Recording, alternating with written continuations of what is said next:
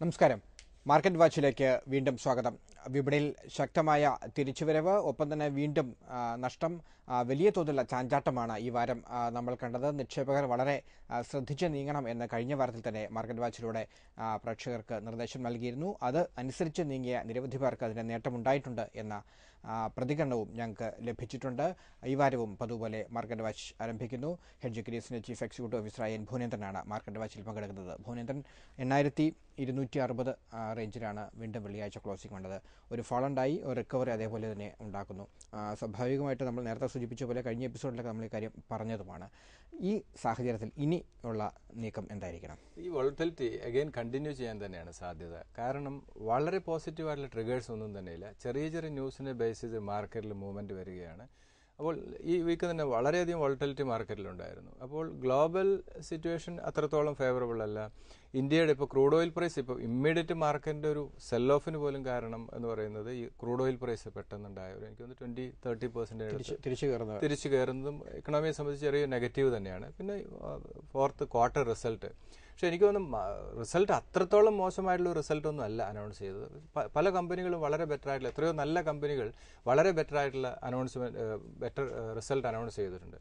അപ്പോൾ ഇവിടെ തന്നെ FIS സെല്ലിംഗ് സൈഡിലേക്ക് പോയി. അതേസമയത്ത് വലിയൊരു ഫോളിൽ നിന്നും ഇന്ത്യൻ മാർക്കറ്റിനെ രക്ഷിച്ചത് ഇപ്പോഴത്തെ രീതിയിൽ ഡൊമസ്റ്റിക് ഇൻസ്റ്റിറ്റ്യൂഷൻ തന്നെയാണ്.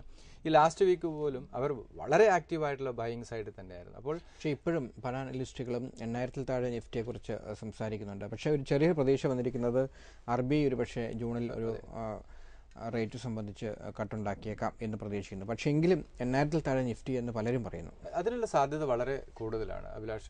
8000 ബ്രേക്ക് ചെയ്യാനുള്ള സാധ്യത കൂടുതലുണ്ട്. അപ്പോൾ 8000 ബ്രേക്ക് ചെയ്യാതിരിക്കണമെങ്കിൽ ഗ്ലോബൽ സിറ്റുവേഷൻ ബെറ്റർ ആകണം. അതിൽ RBIയുടെ റേറ്റ് കട്ടിനുള്ള പോസിബിലിറ്റി ഇപ്പോൾ എല്ലാ അനലിസ്റ്റുകളും പറയുന്നു. ജൂണോടുകൂടി റേറ്റ് കട്ട് വരികയാണെങ്കിൽ മാർക്കറ്റ് വീണ്ടും അപ്പർ സൈഡിലേക്ക് പോകാനുള്ളൊരു സാധ്യത. പക്ഷേ അതൊക്കെ ഒരു ദിവസത്തെ 2 ദിവസത്തെ എനർജി മാത്രമേ ഉണ്ടാകാൻ സാധ്യതയുള്ളൂ. നമ്മളിപ്പോഴും കുറേ കൺസേൺ, ഇൻഷുറൻസ് ബില്ല് പോലെയും GST പോലെയുള്ള കുറേയധികം ഇഷ്യൂസ് ഇപ്പോഴും നിലനിൽക്കുന്നുണ്ട്. അപ്പോൾ അതിനൊക്കെ ഒരു ശാശ്വതമായിട്ടുള്ള ഒരു പരിഹാരം കാണുകയാണെങ്കിൽ മാത്രമേ ഒരു വലിയ റൈഡിലേക്ക് മാർക്കറ്റ് മൂവ് ചെയ്യാനുള്ള സാധ്യതയുള്ളൂ. ഇപ്പോഴത്തെ രീതിയിൽ നമ്മൾ ലാസ്റ്റ് വീക്ക് എനിക്ക് തോന്നുന്നു ഒരു 1 month ആയിട്ട് 8000 ബ്രേക്ക് ചെയ്യാനുള്ള സാധ്യത, 8000 ലെവൽ വരാനുള്ള സാധ്യത, 8800 ലെവലുള്ളപ്പോഴാണ് നമ്മൾ ഇതൊക്കെ പറഞ്ഞത്. 8000 ഒരു നെഗറ്റീവ് ടെറിട്ടറിയിലാണ് മാർക്കറ്റ് മൂവ് ചെയ്യുന്നത് എന്നുള്ളത്.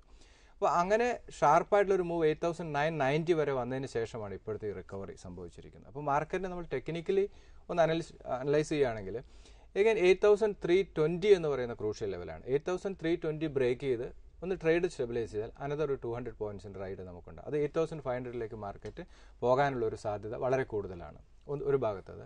ദെൻ 8040 അടുത്ത ക്രൂഷ്യൽ ലെവലാണ്. 8040 ബ്രേക്ക് ചെയ്താൽ അഭിലാഷ് പറഞ്ഞല്ലോ 8000 ബ്രേക്ക് ചെയ്യാനുള്ള സാധ്യത, അതും അതിനുള്ള സാധ്യത വളരെ കൂടുതലാണ്.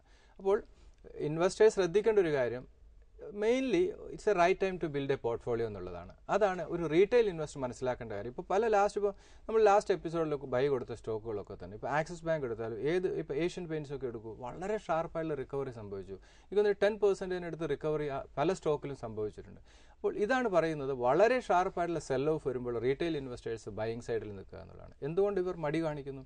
ഇന്ത്യയിലെ ഡൊമസ്റ്റിക് ഇൻസ്റ്റിറ്റ്യൂഷൻ LIC പോലെ ഇൻസ്റ്റിറ്റ്യൂഷൻസ് ഒക്കെ തന്നെ ബൈയിങ് സൈഡിൽ നിൽക്കുകയാണ്. ഇപ്പോൾ FIS പോലും സെല്ലിംഗ് സൈഡിൽ എന്ന് പറയുമ്പോൾ ഇവർ സെലക്റ്റീവ് ആയിട്ടുള്ള ബൈയിങ് സൈഡിൽ നിൽക്കുന്നുണ്ട്. അത് നമ്മൾ മനസ്സിലാക്കുന്നില്ല. FIS സെല്ലിംഗ് ആണെന്ന് പറയുന്നത്, നെറ്റ് സെല്ലിംഗ് ആയതുകൊണ്ട് പറയുന്നു മാത്രം. പല സെലക്റ്റീവ് ആയിട്ടുള്ള ഫണ്ടമെന്റലി സൗണ്ട് ആയിട്ടുള്ള സ്റ്റോക്കുകളിൽ ഇപ്പോഴും അവർ ബൈയിങ് സൈഡിലാണ്. ഇപ്പോൾ നിഫ്റ്റി അഗൈൻ 8000 മാർക്കിലേക്ക് പോവുകയാണെങ്കിൽ നമ്മൾ സെല്ലിംഗ് സൈഡിലേക്ക് പോകും. അതിന് പകരം റീറ്റെയിൽ ഇൻവെസ്റ്റേഴ്സ് ബൈയിങ് സൈഡിലേക്ക് പോകണം. വളരെ ഇപ്പോൾ ലാസ്റ്റ് എപ്പിസോഡൊക്കെ വന്ന കറക്ഷൻ എന്ന് പറയുന്നത് പല സ്റ്റോക്കിലും നിഫ്റ്റിയിലുപരി വളരെ ഷാർപ്പായിട്ടുള്ള സെൽ ഓഫ് സംഭവിച്ചിരുന്നു. ഇപ്പോൾ ആക്സിസ് ബാങ്കും yes bank, even state Bank of India, ഇതിലൊക്കെ തന്നെ വളരെ ഷാർപ്പായിട്ടുള്ള സെൽ ഓഫ് സംഭവിച്ചു. ഫൈനലി അതിലും ഷാർപ്പായിട്ടുള്ള പുൾ ബാക്കും സംഭവിക്കുന്നുണ്ട്. ഇപ്പോഴും പ്രൈവറ്റ് സെക്ടർ ബാങ്കുകളും പബ്ലിക് സെക്ടർ ബാങ്കുകളൊക്കെ തന്നെ വാല്യുവേഷൻ വളരെ ചീപ്പർ വാല്യുവേഷനിലാണ്. അപ്പോൾ ഇന്ത്യ എന്ന് പറയുന്ന ഒരു ഗ്രോത്ത് സ്റ്റോറിയിൽ തന്നെയാണ്. ഒരിക്കൽ ലാസ്റ്റ് എപ്പിസോഡ് നമ്മൾ ഡിസ്കസ് ചെയ്തതാണ്. ലാസ്റ്റ് എപ്പിസോഡ് എന്താണ് അനലിസ്റ്റുകൾ പറഞ്ഞത്? ബുൾ റൈഡ് ഈസ് ഓവർ എന്നുള്ളതാണ്. എനിക്ക് തോന്നുന്നു 2 ദിവസം മാർക്കറ്റിൽ റിക്കവറി സംഭവിച്ചാൽ ഇവർ തന്നെ നേരെ തിരിച്ചു പറയും. അപ്പോൾ ഇൻവെസ്റ്റേഴ്സ് വീണ്ടും ബൈയിങ്ങിന് പോകുമ്പോൾ അത് അടുത്ത കറക്ഷൻ മോഡായിരിക്കും. അപ്പോൾ വാല്യുവേഷൻ വളരെ ഫെയർ വാല്യൂയിലേക്ക് വരുമ്പോൾ സ്റ്റോക്കിൽ ഇൻവെസ്റ്റ് ചെയ്യുക എന്നുള്ളത് അത് ഇനിയും ഇൻവെസ്റ്റേഴ്സ് പഠിക്കേണ്ടിയിരിക്കുന്നു. അതുപോലെ തന്നെ ഫ്രണ്ട് റൺ സ്റ്റോക്കിലേക്ക് ഇവരുടെ ഫോക്കസ് പോകണം. ഫണ്ടമെന്റലി സൗണ്ടായി എല്ലാ ക്വാർട്ടറും ബെറ്റർ ആയിട്ടുള്ള റിസൾട്ട് അനൗൺസ് ചെയ്യുന്ന സ്റ്റോക്കിലേക്ക് പോവുക. റിട്ടേൺ മൾട്ടി ബാഗർ ആയിരിക്കില്ല, മൾട്ടി ഫോൾഡ് റിട്ടേൺ കിട്ടില്ല, പക്ഷേ നമുക്ക് ഡീസൻ്റ് ആയിട്ടുള്ള റിട്ടേൺ ഈ സ്റ്റോക്കിൽ കിട്ടും. അതുപോലെ ഇതൊക്കെ ഈ സ്റ്റോക്കുകളൊക്കെ ഫോൾ വന്നാലും ഷാർപ്പായിട്ടുള്ള റിക്കവറിയും സംഭവിക്കും. അപ്പോൾ ഇൻവെസ്റ്റേഴ്സ് ശ്രദ്ധിക്കുക, RBIയുടെ റേറ്റ് കട്ട് വരികയാണെങ്കിൽ അതൊരു പോസിറ്റീവ് തന്നെയാണ്.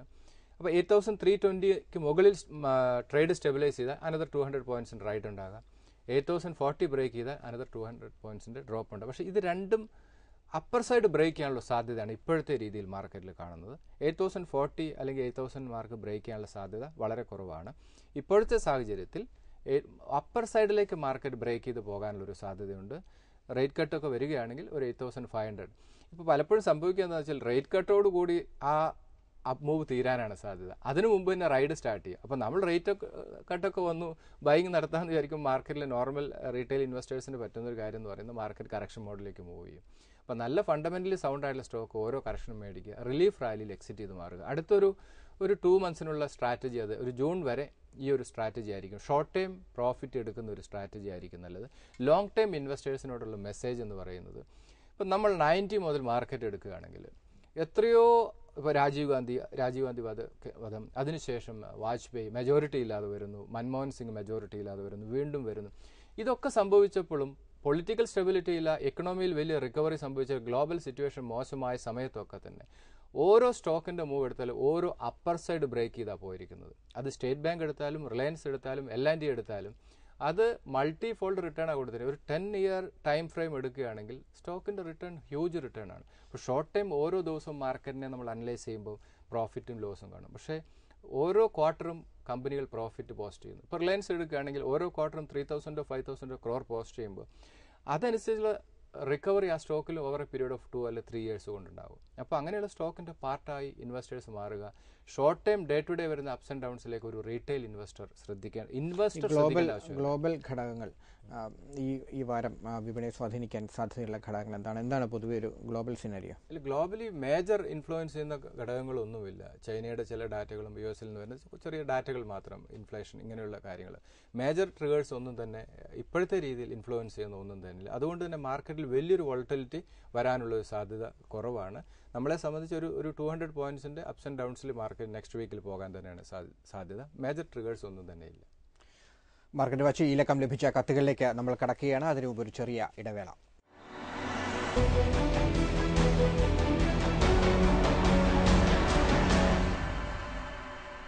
മാർക്കറ്റ് വാച്ചിലേക്ക് വീണ്ടും സ്വാഗതം. ആദ്യ കത്ത് ശ്രീ ദിലീപ് കുമാറിൻ്റെതാണ്.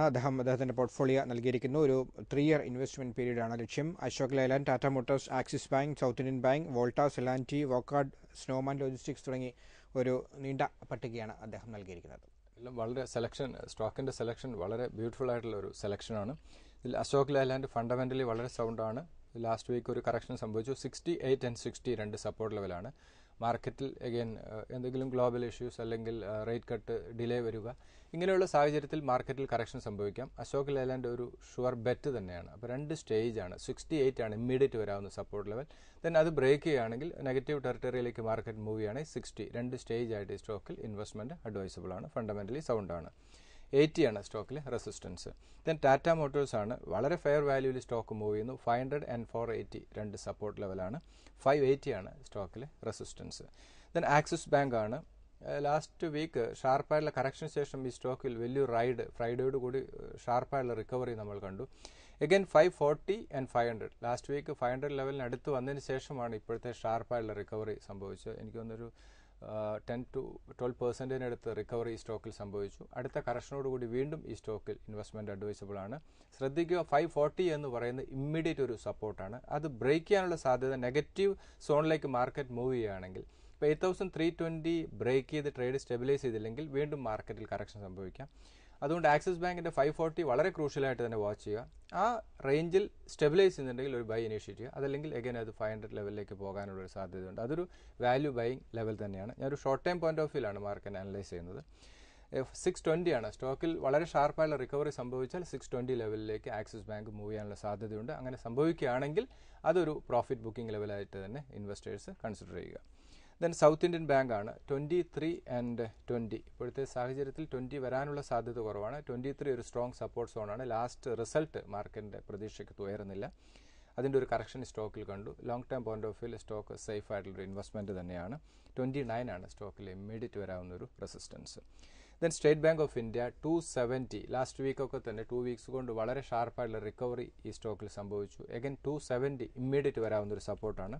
ദെൻ 250 രണ്ട് സ്റ്റേജ് ആയിട്ട് ഈ സ്റ്റോക്കിൽ ഇൻവെസ്റ്റ്മെൻറ്റ് പരിഗണിക്കുന്നവർ 2 സ്റ്റേജ് ആയിട്ട് ഇൻവെസ്റ്റ്മെൻറ്റിന് പരിഗണിക്കുക. 270 ആൻഡ് 250 രണ്ട് സപ്പോർട്ട് ലെവലാണ്. 320 ആണ് സ്റ്റോക്കിലെ ഇമ്മീഡിയറ്റ് റെസിസ്റ്റൻസ്. ദെൻ വോൾട്ടാസ് ആണ് ഫണ്ടമെൻ്റലി സൗണ്ട് ആണ്, ഇൻവെസ്റ്റ്മെൻറ്റിന് പരിഗണിക്കാം. 280 ഇപ്പോഴത്തെ വാല്യൂഷൻ കുറച്ചൊരു വാല്യൂഷൻ ഹൈ ആണ്. എഗൈൻ 280 250 ലെവൽ വരുമ്പോൾ മാത്രം ഇൻവെസ്റ്റ്മെൻറ്റിന് പരിഗണിക്കുക. 310 ആണ് സ്റ്റോക്കിലെ റെസിസ്റ്റൻസ്. ദെൻ L&T ആണ് ഫണ്ടമെൻ്റലി സൗണ്ട് ആണ്. കാരണം ഇൻഫ്രാസ്ട്രക്ചർ സ്പെൻഡിങ് വരുമ്പോൾ L&Tയെ മാറ്റി നിർത്താൻ സാധിക്കില്ല. വളരെ ബെറ്റർ ആയിട്ടുള്ള ക്വാർട്ടർ റിസൾട്ടുകൾ അനൗൺസ് ചെയ്യുന്നു. അതുകൊണ്ട് തന്നെ ഒരു പോർട്ട്ഫോളിയോയിൽ L&T വളരെ അത്യാവശ്യമാണ്. 1550 ആൻഡ് 1420 ആണ് സ്റ്റോക്കിൽ ഇമ്മീഡിയറ്റ് വരാവുന്ന രണ്ട് സപ്പോർട്ട്. മാർക്കറ്റ് 8000 ലെവൽ ബ്രേക്ക് ചെയ്യുകയാണെങ്കിൽ 1420 L&T വരാം. അതൊരു ഡീപ്പ് ഡിസ്കൗണ്ട് വാല്യുവേഷൻ ആണ്. അത് ആ ലെവൽ ഇൻവെസ്റ്റ്മെൻറ്റിന് തീർച്ചയായിട്ടും ഇൻവെസ്റ്റേഴ്സ് പരിഗണിക്കണം. വളരെ ഫണ്ടമെൻ്റലി സൗണ്ട് ആയിട്ടുള്ള ഒരു സ്റ്റോക്ക് തന്നെയാണ് L&T. 1750 ആണ് സ്റ്റോക്കിൽ ഇമ്മീഡിയറ്റ് വരാവുന്ന റെസിസ്റ്റൻസ്. ദെൻ സൺ ഫാർമ ഈ ലാസ്റ്റ് വീക്കൊക്കെ തന്നെ കറക്ഷൻ സംഭവിച്ചു. ഒരു വാല്യൂ ബൈയിങ് റേഞ്ചിലാണ് സ്റ്റോക്ക് മൂവ് ചെയ്യുന്നത്. 920 ഇമ്മീഡിയറ്റ് വരാവുന്ന സപ്പോർട്ട്. ദെൻ 860 രണ്ട് സ്റ്റേജായി ഈ ഫാർമ സ്റ്റോക്കിൽ ഇൻവെസ്റ്റ്മെൻറ്റ് അഡ്വൈസബിൾ ആണ്. 1050 ആണ് immediate resistance. Then Wockhardt fundamentally sound ആണ്. വളരെ ഷാർപ്പായുള്ള കറക്ഷൻ ഈ സ്റ്റോക്കിൽ സംഭവിച്ചു. 1200 ഒരു വാല്യൂ ബൈയിങ് ലെവലാണ്. ദെൻ 980 രണ്ട് സ്റ്റേജായി ഒരു പോർട്ട്ഫോളിയോയിൽ ഫാർമ സെക്ടർ പരിഗണിക്കുന്നവരെ സംബന്ധിച്ച് രണ്ട് സ്റ്റോക്കും സൺഫാർമ ആൻഡ് വോക്കാർഡ് രണ്ടും വളരെ ഷാർപ്പായുള്ള കറക്ഷൻ നേരിട്ട വാല്യൂ ബൈയിങ് ലെവലിലാണ്, അല്ലെങ്കിൽ ഒരു ഡിസ്കൗണ്ട് വാല്യൂവിലാണ് സ്റ്റോക്ക് മൂവ് ചെയ്യുന്നത്. ഇൻവെസ്റ്റ്മെൻറ്റിന് പരിഗണിക്കുക. ഞാനിപ്പോൾ ഈ പറഞ്ഞിരിക്കുന്ന അശോക് ലെയ്ലാൻഡ്, ആക്സിസ് ബാങ്ക്, ടാറ്റ മോട്ടോഴ്സ് പോലെയുള്ള സ്റ്റോക്കുകളെല്ലാം തന്നെ മറ്റ് നിക്ഷേപകർക്കും ഒരു പോർട്ട്ഫോളിയോ ബിൽഡ് ചെയ്യാനായിട്ട് ഉപയോഗിക്കുന്ന ഒരു സ്റ്റോക്കാണ്. നമ്മൾ ഒരിക്കലും ഫണ്ടമെൻ്റലി സൗണ്ട് അല്ലാത്ത, ഫെമിലിയർ അല്ലാത്ത സ്റ്റോക്കിന് പുറകെ ഇപ്പോഴത്തെ സാഹചര്യത്തിൽ പോകുന്നത് നല്ലതല്ല. കാരണം മാർക്കറ്റിൽ വളരെയധികം വോളറ്റിലിറ്റി ഉണ്ടാകും. ഇതിൽ പാർട്ടിസിപ്പേറ്റ് ചെയ്യുന്ന ഫ്രണ്ട് റൺ സ്റ്റോക്കുകളാണ്. അപ്പോൾ ഇത് ക്യാപിറ്റലൈസ് ചെയ്യണമെങ്കിൽ അങ്ങനെയുള്ള സ്റ്റോക്കിലേക്ക് നമ്മുടെ അറ്റൻഷൻ പോകുന്നതായിരിക്കും നല്ലത്. ഒരു ഫൈനൽ ബുൾ റൈഡിലേക്ക് മാർക്കറ്റ് മൂവ് ചെയ്താൽ ഒരു അനലിസ്റ്റിൻ്റെ ആവശ്യമില്ല, ഏത് സ്റ്റോക്കും നമ്മൾക്ക് ബൈ ചെയ്യാം. പക്ഷേ ഇപ്പോൾ കുറച്ചൊരു കോഷ്യസ് അപ്രോച്ച് മാർക്കറ്റിൽ സ്വീകരിക്കേണ്ടത്, കുറച്ച് നമുക്ക് നോളജ് ആവശ്യമുള്ളൊരു സമയമാണ് മാർക്കറ്റിൽ. കാരണം വളരെയധികം വോളറ്റിലിറ്റി മാർക്കറ്റിൽ വരാനുള്ള സാധ്യതയുണ്ട്. ദെൻ ഇതിൽ വോക്കാർഡ് ഫണ്ടമെൻ്റലി സൗണ്ട് ആണ്. 1600 ആണ് സ്റ്റോക്കിൽ. ഒരു റാലി സംഭവിക്കുകയാണെങ്കിൽ 1600 വരെ പോകാനുള്ള സാധ്യതയുണ്ട്. ദെൻ സ്നോമാൻ ലോജിസ്റ്റിക് ആണ്. സ്നോമാൻ ഫണ്ടമെൻ്റലി സൗണ്ട് ആണ്. ഇപ്പോഴത്തെ രീതിയിൽ ലോങ് ടേം പോയിന്റ് ഓഫ് വ്യൂവിൽ സേഫ് ആയിട്ടുള്ളൊരു ബെറ്റാണ് സ്നോമാൻ. 80 ആൻഡ് 74 രണ്ട് ലെവൽ ഇൻവെസ്റ്റ്മെൻറ്റിന് പരിഗണിക്കുക. 94 ആണ് സ്റ്റോക്കിൽ ഇമ്മീഡിയറ്റ് വരാവുന്ന റെസിസ്റ്റൻസ്. ഈ സ്റ്റോക്കുകളെല്ലാം തന്നെ ഫണ്ടമെൻ്റലി സൗണ്ട് ആണ്. രണ്ട് സ്റ്റേജ് ആയിട്ട് ഈ സ്റ്റോക്ക് ഇൻവെസ്റ്റ്മെൻറ്റിന് പരിഗണിക്കുക. മാർക്കറ്റ് വാച്ചിൽ ഒരു ഇടവേള കൂടി.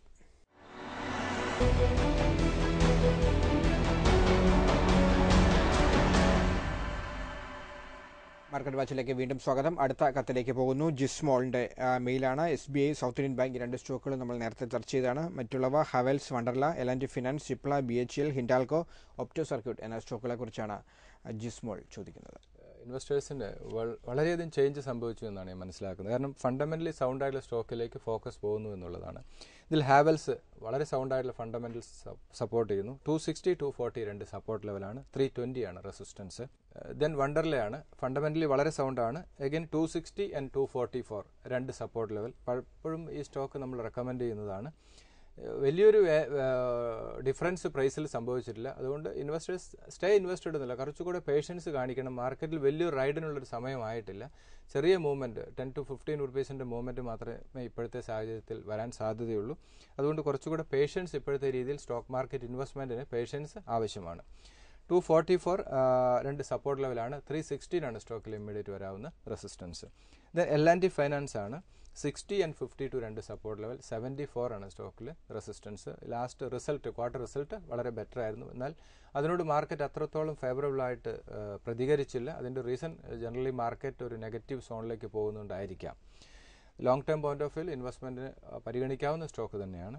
ദെൻ സിപ്ല 660 ആൻഡ് 610 ഫാർമയിൽ ഇൻവെസ്റ്റ്മെൻറ്റിന് പരിഗണിക്കാവുന്ന ഒരു ഫാർമ സെക്ടർ തന്നെയാണ്, സ്റ്റോക്ക് തന്നെയാണ് സിപ്ല. 740 ആണ് സ്റ്റോക്കിൽ ഇമ്മീഡിയറ്റ് വരാവുന്ന റെസിസ്റ്റൻസ്. ദെൻ BHEL ആണ്. വളരെ ഫെയർ വാല്യൂയിലേക്ക് സ്റ്റോക്ക് മൂവ് ചെയ്യുന്നു. ലോങ് ടേം ഒരു ബെറ്റ് തന്നെയാണ് BHEL. 220 and 200 രണ്ട് സ്റ്റേജ് ആയിട്ട് ഈ സ്റ്റോക്കിൽ ഒരു 50-50 ഇൻവെസ്റ്റ്മെന്റ് അഡ്വൈസബിൾ ആണ്. 260 ആണ് സ്റ്റോക്കിലെ ഇമ്മീഡിയറ്റ് റെസിസ്റ്റൻസ്. ദെൻ ഹിൻഡാൽകോ ആണ് 130, 118 വാല്യുവേഷൻ വളരെ ഫെയർ വാല്യൂവിലാണ് ഹിൻഡാൽകോ മൂവ് ചെയ്യുന്നത്. അത് തന്നെയാണ് ഈ സ്റ്റോക്ക് ഇപ്പോഴത്തെ രീതിയിൽ ഇൻവെസ്റ്റ്മെന്റിന് പരിഗണിക്കാം എന്ന് പറയുന്നതും. രണ്ട് സ്റ്റേജ് ആയി അഗൈൻ ഇമ്മീഡിയറ്റ് വരാവുന്ന ഒരു സപ്പോർട്ട് 130 ആണ്. ദെൻ അത് ബ്രേക്ക് ആണെങ്കിൽ 118 രണ്ട് സ്റ്റേജ് ആയിട്ട് ഈ സ്റ്റോക്കിൽ ഇൻവെസ്റ്റ്മെന്റ് അഡ്വൈസബിൾ ആണ്. 160 ആണ് സ്റ്റോക്കിൽ immediate resistance. Then opto circuit ആണ് മെഡിക്കൽ എക്യുപ്മെന്റിലൊക്കെയാണ് ഫോക്കസ്. ഫണ്ടമെന്റലി ഇപ്പോഴത്തെ രീതിയിൽ അത്രത്തോളം സൗണ്ട് അല്ല.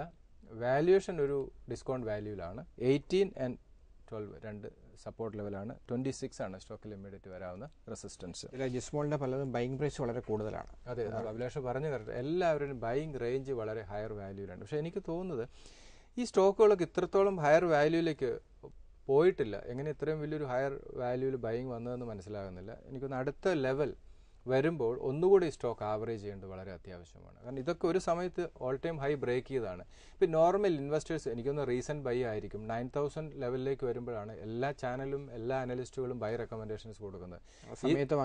ഈ സമയത്താണ് എല്ലാ ഇൻവെസ്റ്റേഴ്സും വരുന്നത്. അപ്പോൾ ഈ സ്റ്റോക്കുകളൊക്കെ തന്നെ ബൈങ് നടത്തിയ സ്റ്റോക്കുകളൊക്കെ തന്നെ വീണ്ടും ഷാർപ്പായിട്ടുള്ള ഫോൾ സംഭവിക്കുമ്പോൾ വീണ്ടും ഇൻവെസ്റ്റ് ചെയ്യണം. അതുകൊണ്ട് ഒരിക്കലും ഫുള്ളി ഇൻവെസ്റ്റഡ് ആകരുതെന്ന് മാർക്കറ്റ് വാച്ച് എപ്പോഴും പറയുന്നത് കൊണ്ടാണ്. എപ്പോഴും നമ്മുടെ കയ്യിൽ ഒരു റിസർവ് ആവശ്യമാണ്. അഭിലാഷ്, ഇതൊന്നും ഒരു ഹൈ അല്ല. ഇതെല്ലാം ഫണ്ടമെന്റലി വളരെ സൗണ്ട് ആയിട്ടുള്ള സ്റ്റോക്കാണ്. ഇതിൻ്റെ ഒന്നും റിയൽ ഹൈ വരാൻ പോകുന്നതേ ഉള്ളൂ. അപ്പോൾ കുറച്ചുകൂടെ പേഷ്യൻസ് കാണിക്കുക, കുറച്ചുകൂടെ ഫണ്ട് ഈ സ്റ്റോക്കിൽ ഒന്നുകൂടെ ആവറേജ് ചെയ്യുക എന്നുള്ള സ്ട്രാറ്റജി ആയിരിക്കും നല്ലത്. ഒരിക്കലും ഈ റീസെന്റ് ഹൈ ഒന്നും ഒരിക്കലും ഒരു ഇതല്ല. ഇത് മൾട്ടി ഫോൾഡ് റിട്ടേൺ കൊടുക്കാൻ സാധ്യത. ഇപ്പോൾ ഇതിലെടുത്ത ഹിൻഡാൽകോ, BHEL, വണ്ടർലേ ഒക്കെ തന്നെ മൾട്ടി ഫോൾഡ് റിട്ടേൺ കൊടുക്കാൻ സ്ട്രെങ്ത് ഉള്ള ഇന്ത്യൻ കമ്പനികൾ തന്നെയാണ്. അടുത്ത കത്തിലേക്ക് പോകുന്നു. ശ്രീ ജയൻ, അദ്ദേഹത്തിന് അറിയേണ്ടത് axis bank, L&T finance and yes bank.